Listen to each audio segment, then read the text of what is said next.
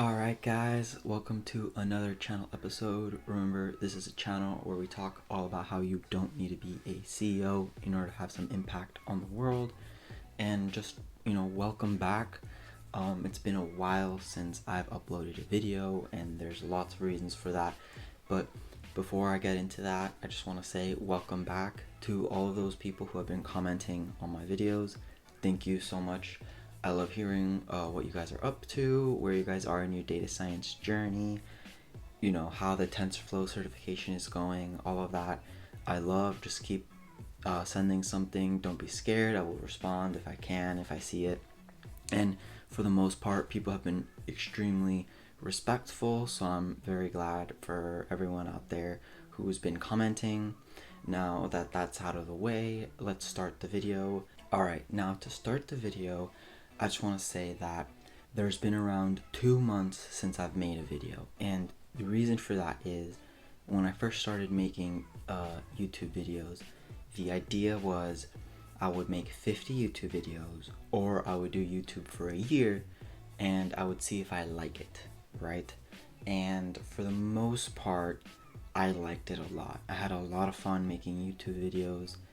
It was just another way to engage with the community. It was another way to kind of have a vlog of what's going on in my life. It's a great way to make sure that you're continuously learning, because by making a video and saying that you're going to read a new book, if you then don't read the book, you're kind of leaving yourself behind, you're leaving everyone around you behind.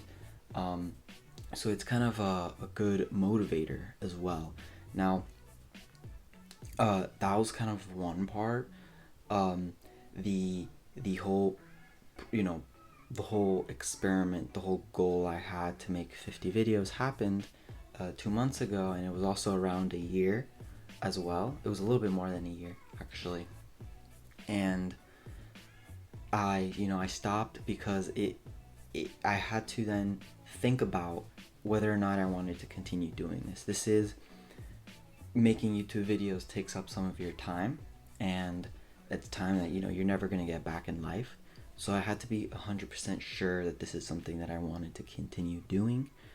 At first, when I stopped, I was like, yay, now I have all this free time.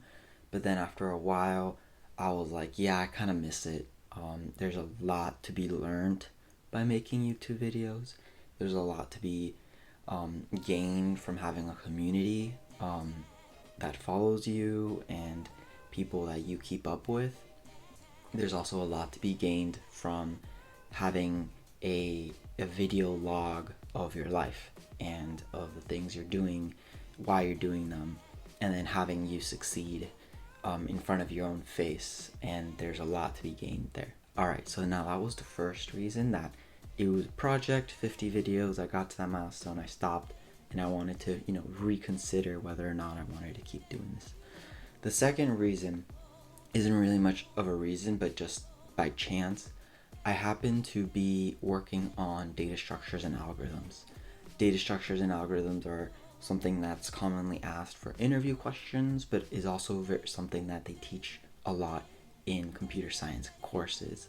Now, when you're in a computer science degree, something that I didn't do because I come from a different background, it's something that's kind of second nature to you, and you understand how to learn them, how to work with them, and then when you go on to interview at companies, you kind of have a little bit of background knowledge, and you could study for them, but you don't necessarily have to. Now, in my case, because I don't come from that traditional background, I had a ton to learn. There was so much that I didn't know. So for the last 2 months, I've been using a couple of resources, which I'll link down below, in order to learn data structures and algorithms for just general use, but also most importantly for interviews. So that's what I've been doing the last 2 months.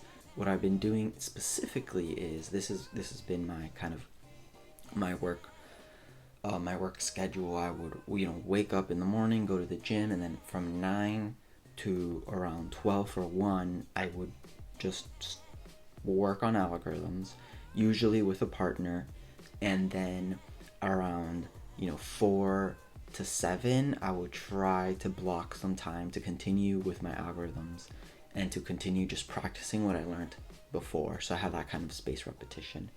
And I did this for around a month or two, no, sorry, like a month or month and a half before I kind of started to just get burnt out of learning the same things. So that's what I've been doing for the last 2 months. Now, the last couple weeks of doing that, again, I got burnt out. I didn't really want to do 9 to 1. I did 9 to 12.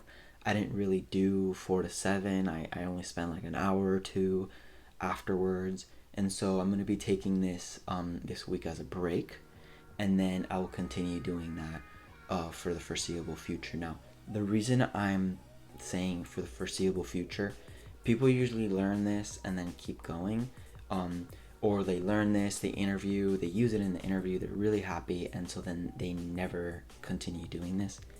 In my case, I see myself studying this for a very long time, because these are kind of like the fundamentals of computer science that companies like to test you on, and that people like to judge you on. People want to judge you based on how well you know algorithms, because it sounds like the right thing to be judged on. But the truth is, once you make, a metric of getting into somewhere or doing something, it ceases to be a metric. So now comes the third reason, right? The third reason why I took a break.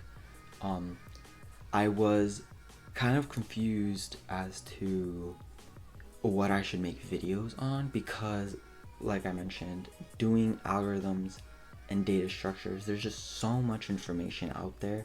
I didn't really think that I can add any extra information.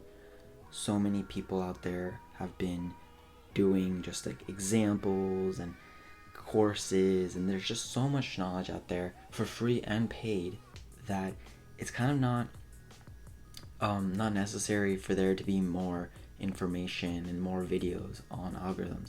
Also, it was kind of a period of time where I was deciding whether I was going to continue with the data science route or move on to doing some more software engineering based. Now, my goal long term was to do machine learning and AI, right? And that's kind of like a very broad field, because in order to do that, you need software engineers, you need data scientists, but I mean, you also need marketers and the leaders and product managers. Like it's a whole area, AI, like it's huge, right? And now, in order for me to get into that and work on that, I can work with personal projects, I can work in small startups, you can work in large companies. And my plan, in order to become basically the best machine learning, the best AI, the best data scientist, the best engineer, the best product manager, my ideal way of doing that, I think I've decided on entering software engineering as a job, in order to get to where I want to be. So instead of doing something like software engineering that's very focused, like software engineering ML or software engineering of like applications in iPhone, for example, what I'm going to be doing instead is working just holistically as an engineer, software engineer, and on the side be continuously learning about how to implement AI into code. Now, by working on projects doing that, I can basically become very, very good at working with AI while also being a software engineer generalist and learning more about the industry. This is all me trying to be the best version of a AI creator possible. You can be a specialist and be very good at one thing, like ML, but I find that being in a silo like that doesn't give you a lot of range. Alright guys, so my camera kind of died there. What I was saying was that I was looking for some more range in my abilities to be able to work on projects that could potentially, change the world. You can't be so specific. You can't be in the silo of ML or data science. You need to be able to expand more broadly in my view, especially since I'm young and I have so much to learn, so much capacity to learn. I mean, everyone does.